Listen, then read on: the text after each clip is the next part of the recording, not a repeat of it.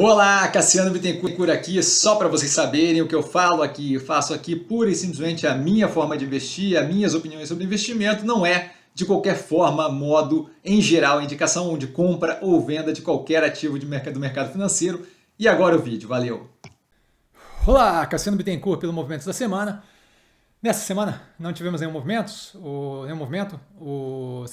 Domingo, né, a gente usa esse espaço aqui justamente para comentar os movimentos que foram feitos no portfólio e falar dos ativos que eu vejo como mais descontado com base na precificação desse momento. Né? No caso aqui, sexta-feira, o fechamento de sexta-feira, dia 20/12. Tá? Lembrando as análises aqui na descrição, eu comento aqui por cima, mas é muito importante ver as análises, dado que ali a gente tem muito mais informação sobre os ativos, todos eles já com o terceiro trimestre analisados no canal. Tá? A gente começa aí com o Iguatemi. Lembrando, né, aqui eu falo dos mais contados, mas a gente tem o mercado completamente desesperado, em pânico. Então, virtualmente tudo do portfólio com um baita desconto para entrada. Começamos com o Iguatemi. Tá? A operação tem feito movimento de expansão agora com a compra de parte controladora, tanto no Shopping Pátio Higienópolis como no Shopping Pátio Paulista. Então, indo numa direção de recomposição do portfólio, bem positiva, com a expansão do Iguatemi Brasília, entregando resultado muito sólido. A XP, com a precificação caindo consistentemente, a gente tem, numa das análises, a primeira que eu fiz dela, se não me engano, comentando toda a queda daquela precificação extremamente inflacionada na época da abertura do IPO nos Estados Unidos. Agora não é o caso. A operação continua entregando resultado muito forte, especialmente considerando que a parte do core da operação de investimentos não é a parte que está entregando muito, com um risco percebido muito mais alto, e sim a operação está se compensando ali com a parte de banking mais clássica, com a parte de trabalho ali bancário mais clássico, previdência, cartões e seguros. Tá? Então, indo numa direção ali de justamente balancear o portfólio, e ela tem feito isso com primor, tanto é que os resultados se mantêm muito sólidos, mesmo no momento que o core está sendo afetado negativamente. O Fleury, com a fusão com a Remia Pardini, abre um espaço gigantesco para a expansão das operações, tá? Especialmente com a queda contínua da alavancagem, que está atingindo ali níveis muito baixos e deve justamente estimular a compra mais agressiva de outras operações, ou até investimento mesmo greenfield, né, do zero, em operações especialmente ali na parte de lab to lab. Fora isso, um resultado também entregue muito positivo, tá? Com a evolução contínua, agora já sem o Proforma, depois de um ano aí da fusão, com sinergias ainda para conseguir. A Log vem entregando o cerne da operação, o core da operação, de forma muito positiva há bastante tempo, que é a parte de administração dos galpões construídos por eles, agora também atuando na parte de desenvolvimento de forma mais agressiva, então construindo galpões de forma mais acelerada e justamente liberando ali para venda, não só para reciclagem dos ativos, mas também para justamente trabalhar com essa parte de desenvolvimento que tem rendido um lucro bem positivo. Não à toa a gente teve distribuição agressiva de dividendos recentemente, se não me engano, 8,5% de dividend yield.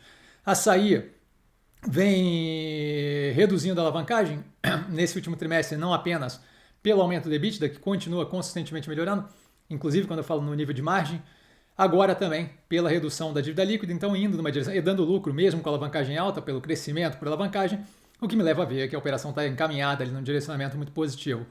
Cruzeiro do Sul Educacional entregando resultado sólido desde o IPO, com crescimento contínuo, o preço caindo, não tem qualquer racional para isso.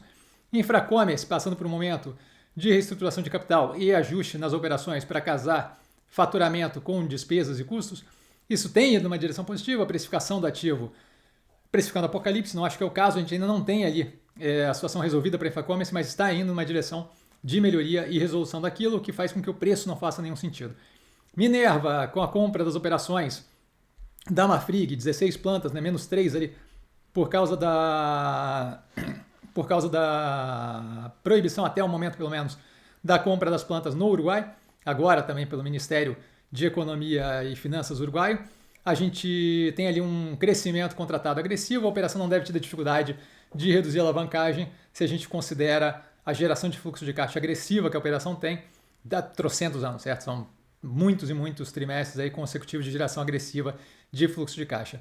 MRV, e o resultado muito positivo. MRV fez todo um trabalho de retorno à qualidade, já entregando resultados muito positivos, agora focando na melhoria da Resia, com forte redução de concentração de capital alocado lá, o que deve também liberar fluxo de caixa, reduzir a alavancagem da Resia e possivelmente gerar um spin-off futuro aí, que deve ser positivo para os acionistas também da MRV. A parte da incorporadora já entregando margem bruta das novas safras em 34%, fluxo de caixa agressivo nesse trimestre, que deve se repetir no quarto trimestre.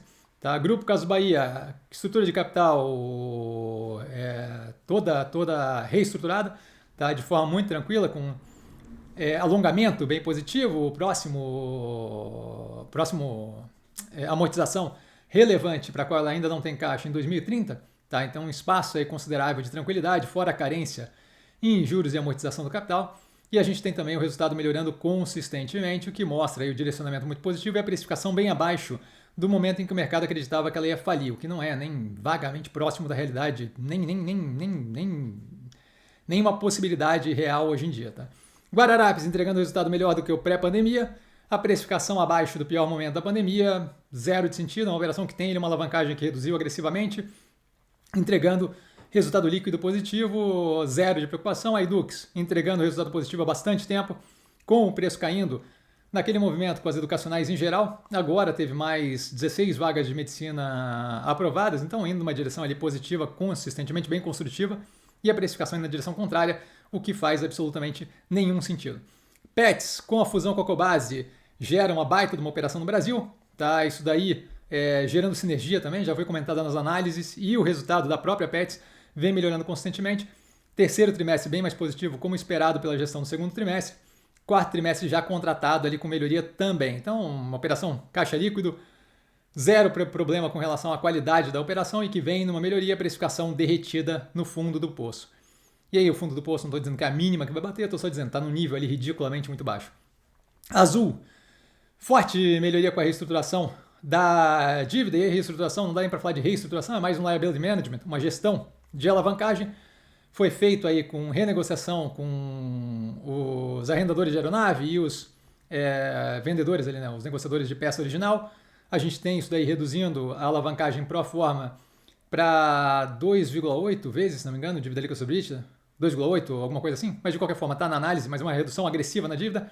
Mais importante do que isso, reduz o fluxo de caixa esperado, que seria queimado com juros de 2 bilhões no ano de 2025 para 1,2 bilhões, o que libera uma forte geração de caixa, que deve ajudar justamente na redução consistente do endividamento. A operação batendo recorde em EBITDA, muito alinhada, não vejo sentido para a precificação atual.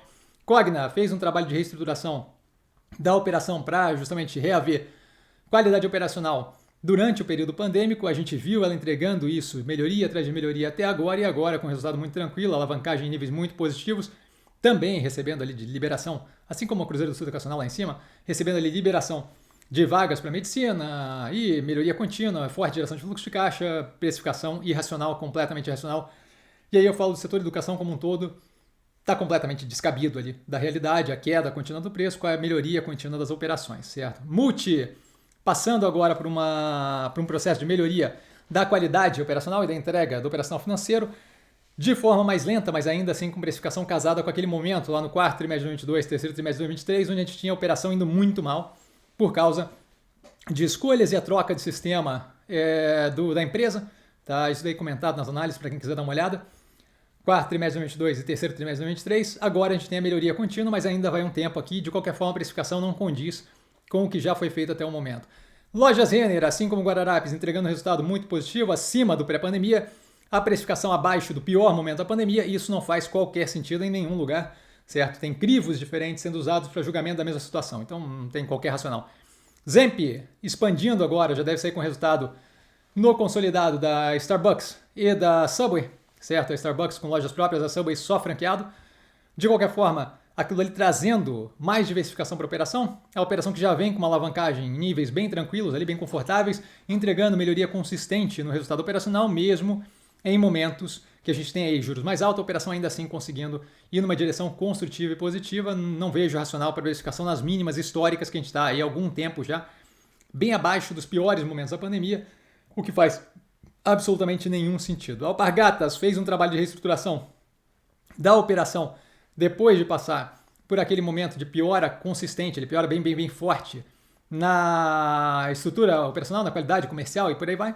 Agora entregando resultados em alguns pontos ali nas máximas históricas, outros não nem tanto, mas voltando a ser caixa líquido, entregando qualidade operacional, comercial e evoluindo na operação deles nos Estados Unidos, a Rothy's, certo? Que já está entregando resultado positivo e também agora cuidando ali da parte internacional, Europa e Estados Unidos, com outras estratégias buscando, justamente, inclusive, contratando executivos e pessoas que conhecem aquele mercado para poder justamente implementar um plano mais casado com o que de fato é necessário, mas a operação vem num direcionamento de entrega operacional financeira muito positiva.